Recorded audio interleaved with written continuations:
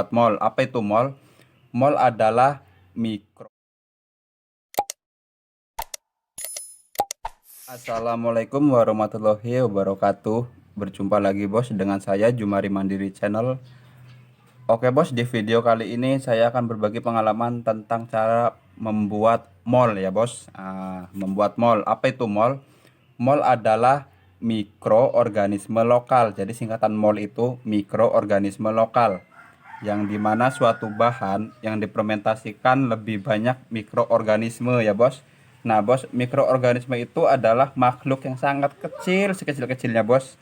Saking kecilnya tidak bisa dilihat dari pakai mata telanjang ya bos, harus pakai alat bantuan teropong apa namanya itu bos, mikroskop ya bos.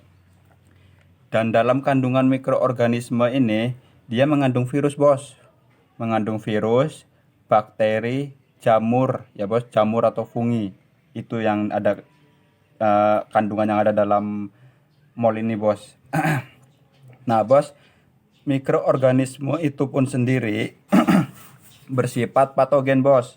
Ada yang merugikan dan ada juga yang menguntungkan. Dan mol ini bos, mol ini sangat bagus untuk pertanian ya bos. Khususnya yang pertama, dia bisa jadi aktivator kompos. Aktivator kompos yaitu bisa mempercepat proses pembuatan kompos ya bos, karena dia lebih cepat dalam penguraiannya ya bos.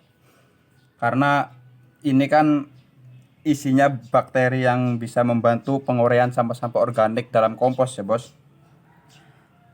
Dan yang kedua bos, bisa digunakan untuk pupuk organik cair ya bos, pupuk organik cair ataupun POC. Bisa juga sebagai pestisida tanaman. Maksudnya pestisida tanaman, dia pemberantas hama ya bos. Ini bisa juga digunakan dengan dosis tertentu. Oke bos. Nah, itu kegunaannya. Nah bos, untuk pembuatan mol kita ini bos perlu 3 bahan utama bos. Perlu 3 bahan utama, yang dimana bahannya masing-masing ialah: yang pertama sumber karbohidrat, yang kedua sumber glukosa, yang ketiga sumber mikroorganisme ya bos. Nah gunanya ketiga bahan itu tadi, yang pertama itu karbohidrat ya bos. Itu sumber karbohidrat itu berguna sebagai energi atau makanan dari mikroba ya bos. Yang kedua itu sumber glukosa. Sumber glukosa itu yang berguna sebagai sumber energi yang mudah dicerna oleh mikroorganisme, sehingga dia dia lebih cepat manak ya bos. Kok lebih cepat manak? Lebih cepat berkembang baik ya bos. Mikronya tadi lebih cepat berkembang baik. Itu gunanya sumber glukosa. Dan sedangkan sumber karbohidrat itu sendiri ada dalam kandungan cucian beras bos. Cucian beras itu mengandung karbohidrat, singkong, gandum, terus bonggol pisang, kulit pisang. Nah, itu yang akan saya gunakan, kulit pisang. Terus kentang, mengkudu, rebung ya bos. Rebung itu anakan bambu yang masih kecil-kecil ya bos, itu namanya rebung. Itu ada karbohidratnya juga ya bos. Masih banyak bos, limbah-limbah alam. Dan sedangkan sumber glukosa ada di larutan gula merah bos. Sumber glukosanya ada di larutan gula merah, larutan gula putih, air kelapa,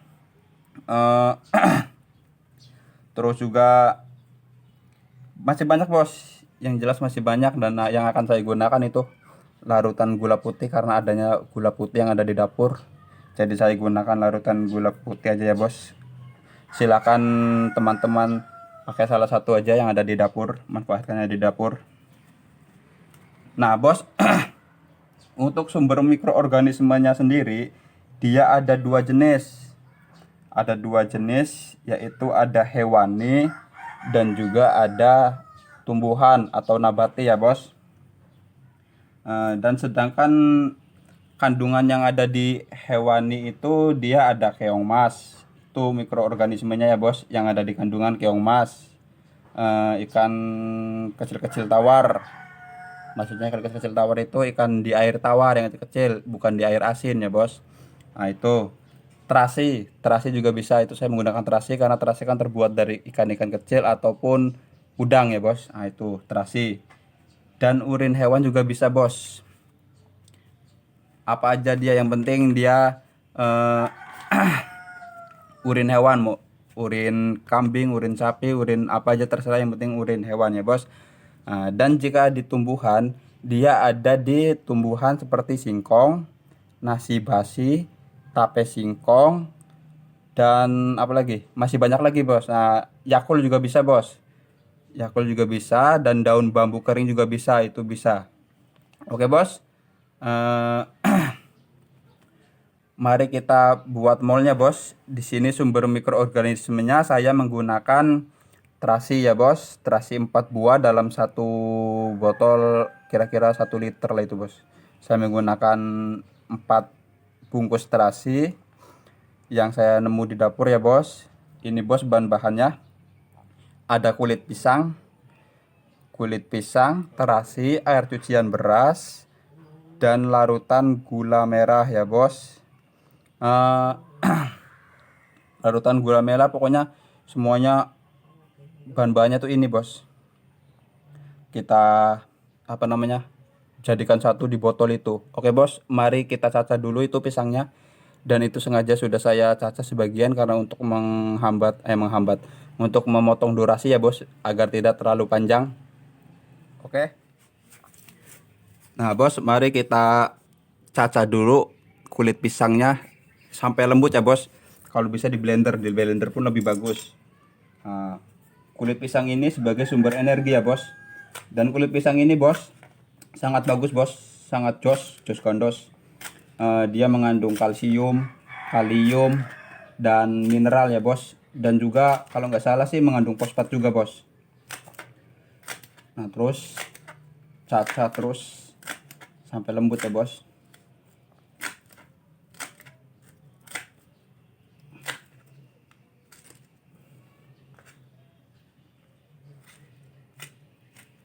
Di blender bos, ataupun di digiling juga bisa bos. Tapi kalau digiling dia agak susah karena dia teksturnya lengket dan berair ya bos.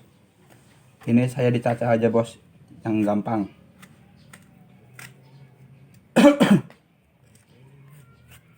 Nah bos, kalau sudah begini kita masukkan dalam botol ya bos. Ini botol yang saya gunakan, ini botol kurang lebih 1 liter ya bos. Ini sebagai contoh aja ya bos. Jika teman-teman ingin membuat skala banyak, silakan diukur saja tergantung kebutuhannya bos. Ini kita masukkan terus semuanya bos. Pisang ini bagus bos, maksudnya kulitnya bos. Kalau pisangnya bagus untuk yang buat molnya ya bos, kalau kulitnya bagus untuk molnya. Terus bos kita masukkan.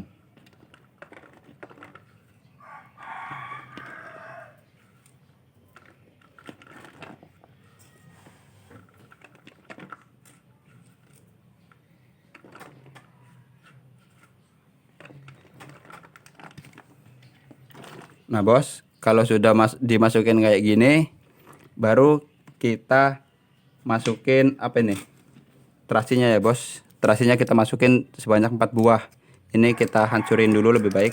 Enggak juga nggak apa-apa, cuman enaknya dihancurin. Masukin ya bos. 1. Ini sengaja sudah saya buka bos. 2.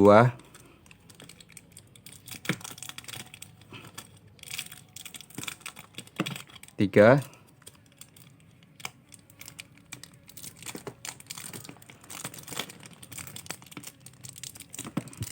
4. Lah bos, kalau sudah dimasukin terasinya, baru kita masukin air cucian berasnya ya bos.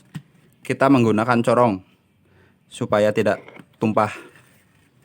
Kita masukin dulu air cucian berasnya. Nah ini bos, air cucian beras ini cucian yang pertama ya bos. Yang kedua, yang ketiganya silahkan dibuang saja, kan itu sudah tidak bagus.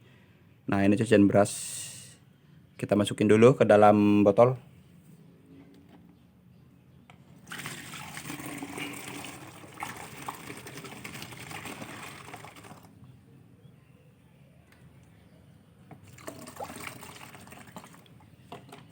Nah bos, ini air cucian berasnya sudah kita masukkan ke dalam botol, dan yang terakhir sendiri itu ini larutan gula putih yang sebagai makanan mikroorganismenya, sebagai media ataupun ya makanan lah ya bos ya.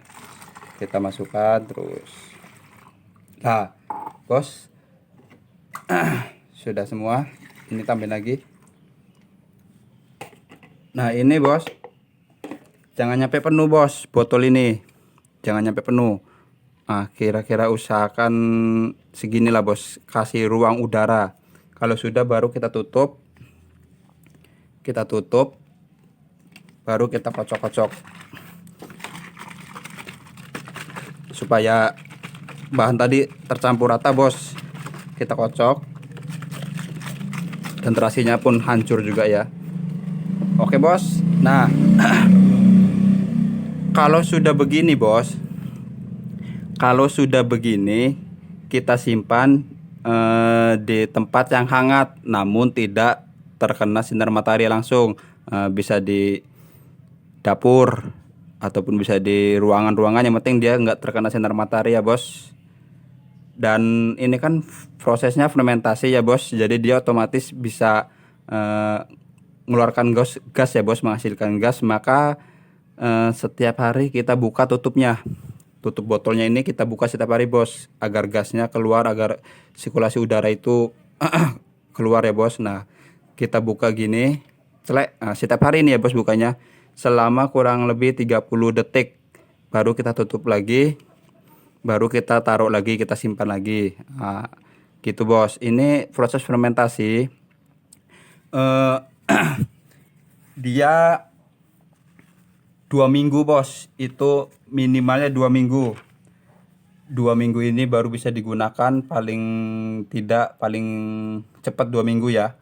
Nah kalau dia tanda-tandanya kalau sudah jadi itu, yang pertama dia baunya wangi bos, seperti khas fermentasi lah, dan lebih mirip kalau bau tape kalau sudah jadi. Yang kedua tidak mengeluarkan gas, dan yang ketiga ada endapan ya bos, endapan kayak sejenis tepung-tepung gitu, dia ngendap. Pokoknya intinya endapan, itu baru bisa kita gunakan. Dan kalau sabar menunggu 1, 2 sampai 3 bulan dia lebih bagus. Nah ini kita diamkan dulu. Oke bos, itu tadi cara pembuatan mol, pemahaman tentang mol ya bos, cara pembuatan mol dan pemahaman tentang mol dan kegunaan mol, apa itu mol. Nah itu tadi videonya.